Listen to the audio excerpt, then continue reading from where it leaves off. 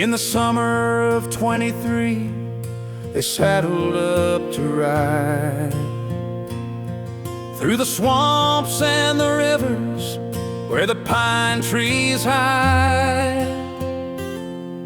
From Lansing Town to West Branch, the weary miles they'd go. 3 long days of riding through the wild back roads.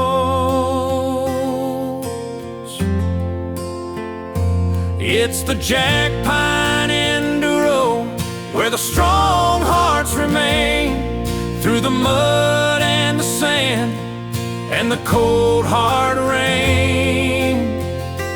If you reach the last mile, hear the cowbell chime. The Jackpine Enduro stands the test of time.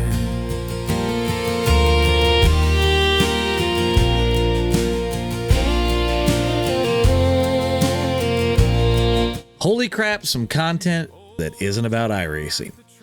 What is this exactly about? Well, we're about to break into what the Jackpine Enduro actually is.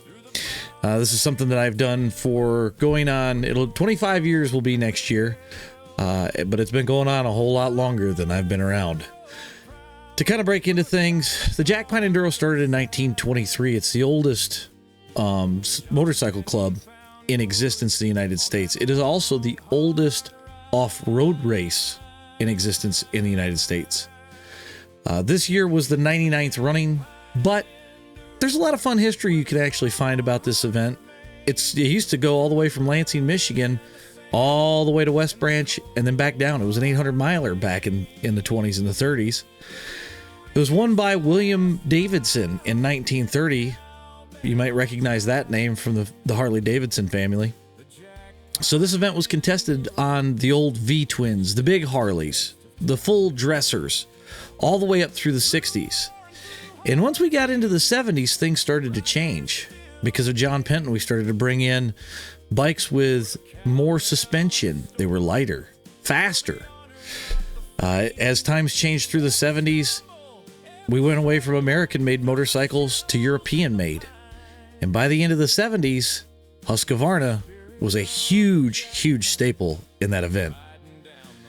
That went on with Husky winning almost exclusively until the end of '86. And then we start to get into the modern era of Jackpine, where we start to see the emergence of the Japanese brands in the off-road. We start to see them win and start to take over, but then we start to see a shift back. KTM starts to come into the fold. Again, Austrian made, but you still have your Japanese bikes here and there. But again, the bikes changed. We started to add water cooling, more suspension, upside down forks on a lot of these motorcycles. But through that all, one thing remained the same about the Jackpine. You had the traditional cowbell trophy. They call it the Cowbell Classic. And you might ask, well, why would you call it such a thing? Well, there's the story of the old Jackpiner, Oscar Lenz, who started the whole thing. He was traveling through the countryside and heard a cow wearing a cowbell and thought that the audible noise was a great way for people to know when last year's champion was riding the event. So they put a leather strap on it, and the winner from the previous year had to wear it for all 800 miles, then down to 500, then eventually down to 100. Now, these days, the overall winner doesn't wear it anymore. It's more of a ceremonial thing. But at the end of the event, you are given the cowbell. They've been through 4 at this point. Most of them you can find in the AMA Museum. And each bell has the previous winner's name stamped or engraved or however onto that trophy. And with every new bell, we start to add another name. It's probably one of the coolest traditions that I have seen outside of, some of the trophies we see with college football, how the names get engraved, the Stanley Cup. I would say the Harley J. Earl, if we're counting the big one that stays at Daytona, not the one that the winners get. I'm privileged enough to know a few people who have won that trophy. Some I call my dearest friends. This is an event that means a whole lot more to me than anything out there.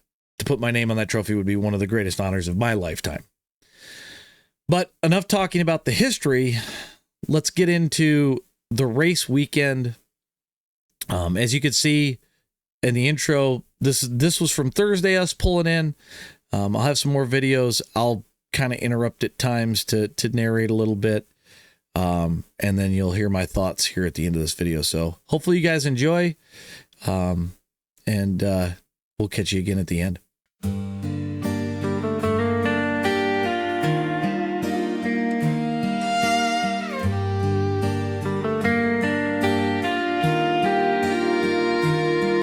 In 1920, a club was born that year. From Lansing town they gathered, with grit and with good cheer. At the front road Oscar lives, with a hammer and a sign. He carved a road through wilderness in the heart of Michigan pine. They called him the old Jackpiner, with the cowbells ringing sound. 7 times a champion on that rugged ground. Through the mud, through the rivers, he blazed that rocky line. Forever lives the legend of the old Jackpiner. All right, so as you can see, we just headed for Pinecone sign up, which is something that I didn't talk about in the intro. Pinecone is the family enduro that is held the day before the Jackpine Enduro. It's kind of a way for the kids to go and ride and things of that nature. Now, me and my brother are former overall champions of that event. You only get to win it one time. It's not like Jackpine where you can win it multiple times. Once you've won the overall, that's it. So it allows everybody else a chance at it. They do exclude buddy class and kids on 50 cc's up to, I believe it's 8 years old. They only ride out to the gas stop and then their day is done. So anybody that wound up winning the event, overall wise, that goes to whoever rode the entire course. But we'll go ahead and get back into it here. With a sidecar full of markers and a shovel by his side, 2 weeks out in the forest, he set the course with pride. 1,000 trails behind him, 1,000 yet to find. Oscar laid the footsteps in the Michigan pine.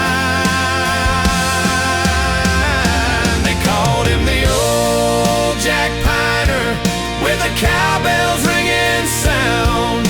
7 times a champion on that rugged ground. Through the mud, through the rivers, he blazed that rocky line.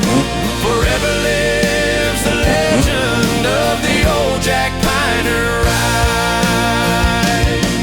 When the riders came from miles away, he welcomed them each year with stories round the table and a glass of Michigan cheer. And even when he left that land for the southern sun to shine, he came back home each summer to the Endo's finish line. They called him Second place, Jolene Dixon. with the cowbells ringing sound. 7 times a Winner of the buddy class, Lucas Stevens.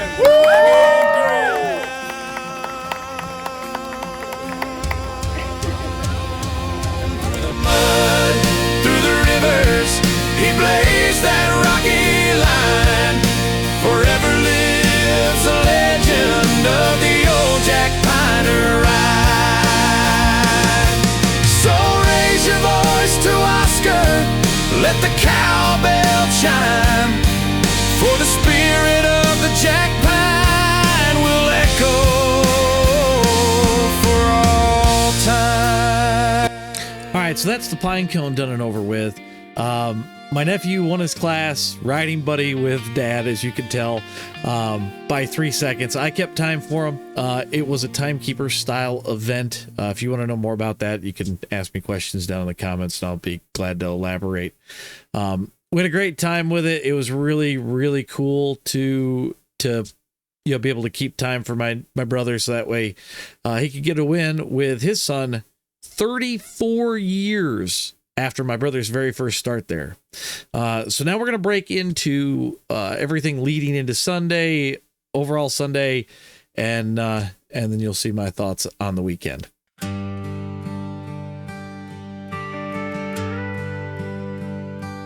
In the heart of old Michigan, back in 23, a band of riders saddled up beneath the jackpine trees.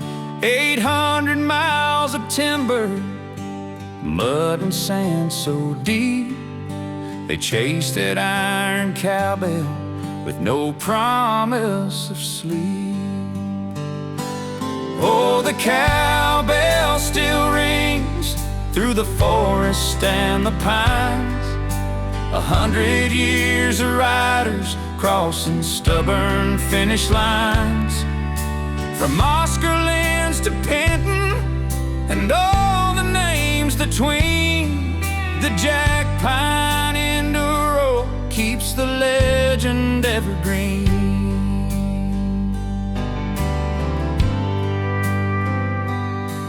Dot Robinson, she rode it with courage in her veins, on sidecars through the forest, through the thunder and the rain.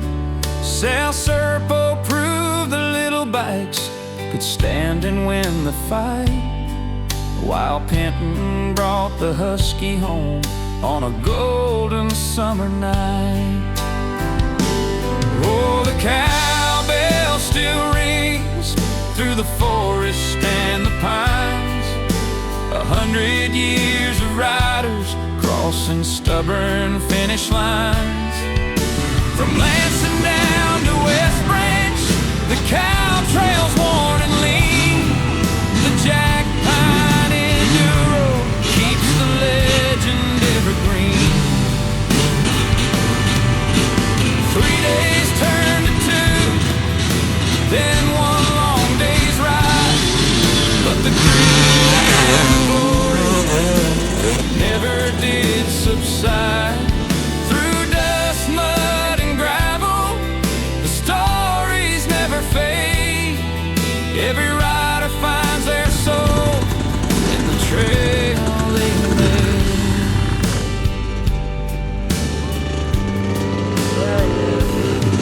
Now the engines hum in the modern day, with time clocks and scores keeping measure of the way. But deep in the timber, the spirit's still the same. The cowbell song is calling every rider's name. Oh, the cowbell still rings through the forest and the pines. 100 years of riders crossing stubborn finish lines. Okay, what is your general consensus on the weekend? Well, my general consensus at 11 o'clock on a Monday morning, the weekend overall was a success. I had quite a bit of fun for only riding one time prior to this weekend. So yeah, that's the base of the weekend. It's raining. It is raining. The rain that we didn't get the whole weekend. The rain that I would love to have gotten. If you've gotten this far in the video, you've probably seen the dust by now. The dust. The amount of dust in my nose. I think there were some takeaways from this weekend for those of my iRacing folks that are watching this. And I'm not going to get into specifics because it doesn't need to be said, but when you feel something is invalid in a race, take the time to properly protest. That is the lesson from this weekend, if I had to give you any. Outside of that, the race was awesome. Lansing Motorcycle Club did a killer job with the little amount of time, little amount of trail that they had. It was tight, it was technical, but it was fun. And when I mean tight technical but fun, you can have tight technical and it sucks. We've done that before. As I told Tom Dunn, the president, they put on one hell of a race. Shout out to Scotty B and all of his guys that helped pull this thing together, because you couldn't have gotten a better event. I really don't think so. It was good this year. It was. It was a lot of fun. This year was a little more nostalgic, being the fact that next year is the 100th. It'll make number 24 in the books for me next year. It'll be Roger's last, so that'll be a thing. And I've got a lot of bike prep to do between now and then.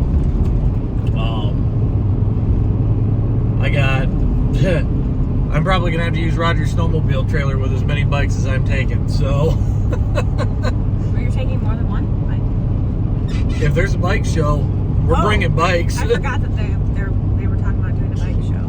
I mean, you always bring more than one bike anyway, but Right, but I'm gonna bring all the vintage iron that I got, every bit of it. 3? What's that? Is that 3 bikes? You have 3 vintage bikes. Yeah. Well, hopefully I'll have 125 done and ready to go for that too. So yeah, we'll have basically every bike in my fucking garage. So. Awesome. But Anything else? I'm tired. I'm sore. I almost broke my foot. You didn't almost break your foot. I almost did. How? I smashed it between that tree and the bike. Oh. I got a big Well, old it's not bruise on broken. top of my foot. We'll see how sim racing goes. He but- says, when he gets off the bike, whatever, we're at the campsite again, sits down, oh, I think I broke my foot. And I was like, no, because you were walking on it. No, I had the boot on. My foot's broken. And then 5 to 10 minutes later, he puts his flip-flops on and then walks around with his flip-flops. It still Foot's hurt not like a broken. bitch. And then later on in the day, he smashed his leg into somebody's bike stand. Don't drink and walk, kids. Just, yeah. Anyways. Okay, well, that's all. It's been real. It's been fun. Hopefully we'll do another one like this for the channel soon. Yeah, maybe. All right, so there were some things from the outro that we missed. One thing is my brother, you notice that he was not in any of the photos from About Gas On. My brother took a hell of a tumble 1.3 miles in. We rode the start section. We got out onto the road. He hit a rock on the road, sliced his elbow up pretty good. Did require stitches or sealing foam, whatever you want to call it. So that took him out of it for the day. My dad, at 65 years old, finished, God, I think it was his like 40 something pine cone or jack pine. I'm sorry. I did finish. I took 13th in my class out of 15. I haven't rode much this year, so the whole goal was to finish. So I'm glad I accomplished that goal. I'm glad I made it home healthy. And even though my wife says it's not, I think it might be. Anyways, we're looking forward to the 100th. I'm really excited for it. I plan to bring you guys along with me for that video as well. This next year we'll have more cameras, some different angles. I'll try and get some actual trail stuff to make it a little bit more interesting. But to everybody that stayed, watched the video, thank you for watching. I hope you guys find this content interesting. I'd like to do more of it on the channel, especially kind of tie my real world racing in with the sim racing side. So, but like I said, thank you everybody for watching, and we'll catch you at the races.